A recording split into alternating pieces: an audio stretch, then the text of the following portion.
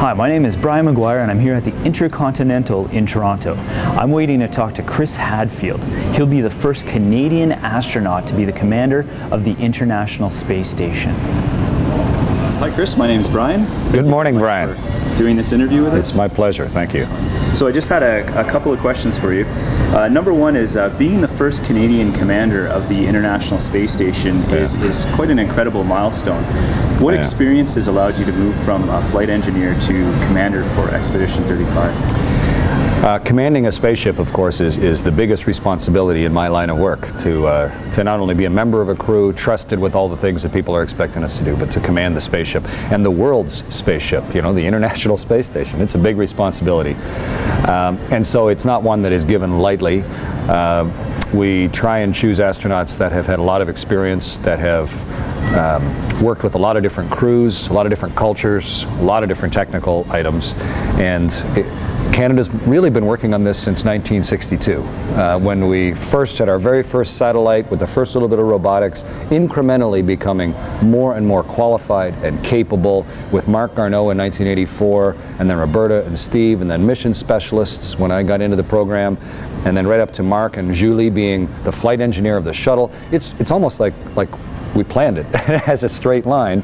Now to the point where I've had a chance to fly and do spacewalks, and but also a lot of leadership things and management jobs outside of the astronaut core job of flying, so that now I have the skill set to be able to do this. So it's just kind of everything coming together in a nice sequence, and the most exciting part is, where does it keep going for our new astronauts, for Jeremy and David? So it's a door opening, and I'm really pleased to be the first guy stepping through it. Excellent. That's great to hear. And Expedition 35 will be your third time in space, correct? Amazingly enough, yes, third time. Excellent. And you probably have lots of mission objectives during that, but do you have any personal goals that you'd like to attain while you're in space? My first two flights were shuttle assembly flights. We went to Mir, we went to the International Space Station. We had, you know, it was a bunch of guys in hard hats showing up with 10 days to get a billion things done, like ants, you know, after a rainstorm, and get everything done, and then split. And that's what we did. This time I'm going for 6 months. So one of my main objectives really is to truly soak up the experience, to not get so involved with all the necessities, to really internalize it, because that's, otherwise we should just send robots. If we don't make it a human experience, if we don't understand the poetry of it and the beauty of it and the impact of it, then all we're doing is building things and collecting data. And one of my easiest ways to do that for me is through music. I play guitar and sing and write music, and so there's a Canadian guitar on the space station, a Larrivée, and in my spare time, one of the things I'm really hoping to do is write music, record music up there. And much as people take photographs, instead of just a visual snapshot, I want to help try and record an audio snapshot, how I felt and thought, and what it meant to me musically, poetically, to be up there. Well, that's great. Music is definitely a very human thing to bring up to space. Yes. It's now, considering the issues we have on our own planet, there are some who say that space exploration shouldn't really be a priority of ours. What would you say to people these naysayers that say this? Well, I don't think space exploration is a major priority of Canada by any means, but I think it's something that should be included in all of the important things we do for our citizens. And here's why. What is the right amount of money to spend on everything? That's the question every parent should ask, every business owner needs to ask, of course, and every elected leader needs to ask, and the president of the space agency. What's the right amount of money to spend for the task or for the goals?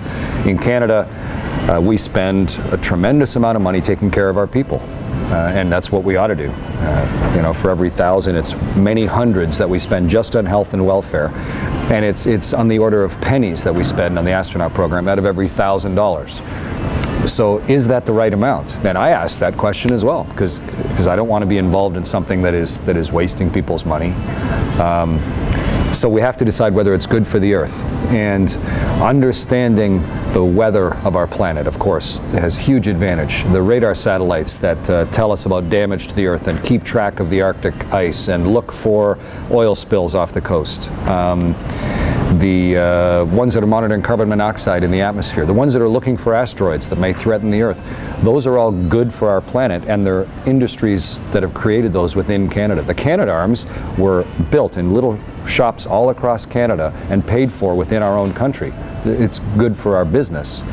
And maybe the most key thing is, if you don't provide challenges beyond the ones that you faced, horizons that are a little further back than the ones that you had as a kid, your children will seek them elsewhere. They will leave. They'll go to a program that is interesting and exciting, whether it's in medicine or space. And I think we have a very small but extremely effective space program in Canada. We have for 50 years. We are the model of the world for how to effectively and economically run a really productive space program for our country. And the inspiration that we provide to our students pays itself back generationally in the choices that they make in their lives. So I think Canada does it right. Definitely, that does paint a very good picture of why we should have one, definitely. My last question is, at Science North we have an after-school kids program, and we decided, we said, oh, what would you like to ask an astronaut? And they really wanted to ask you, well, what did gravity feel like while you were outside of the ship?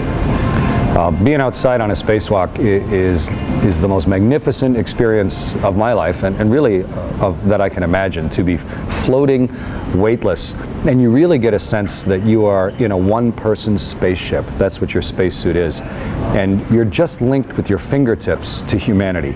You're holding onto a space station, and the whole universe is on one side, and the world is roaring by next to you, and you get a fundamental, profound sense of where you fit into that enormous picture of our solar system and of the galaxy that surrounds it. So it is both mind-numbingly beautiful as well as very humbling, and I think a lot of people would do well to have a chance to see that perspective. Excellent. Well, thank you very much for your time, Chris. I know you have a very busy day. As always, Brian. Thank you. Thanks. Spending it with us. Thanks. After our interview, Chris gave a presentation on the current state of space travel. A lot of follow-on vehicles to replace the shuttle that are currently being developed. One of them is SpaceX. I just draw it because they have nice graphics, but very similar to the Soyuz or Apollo. Big rocket, crew on top. They've developed an unmanned version that's flown once already. We're flying the next one in a few months, and hopefully they'll be able to grow it into one that can carry people. It won't look exactly like that, but it'll look something like that. Take people up to the space station, and then they'll get there. We're in a hiatus right now, but it's just a repetition of how history has gone in the past. And a year and a half ago, the big windows facing the Earth. It's interesting, it was going to go on the front of the space station, just from the rotation of that particular module that it's attached to. And our office fought like crazy, saying, we want it pointed at the Earth. Because you'll still be able to see forward through the side windows, but Earth is the most interesting thing for humans to look at. And so we convinced the program that we should turn that module 90 degrees and get longer hoses to connect it and do the extra spacewalks, so that for the next 15 years the cupola would face the Earth, so that like Tracy, you can go in there and watch the world go by and try and understand how all this stuff fits together. In the old days, if you drifted away from the shuttle could just fire its thrusters and come get you. But once the shuttle's docked to station, or if you're just doing a spacewalk from station, then if you drift off, then they'll name a school after you.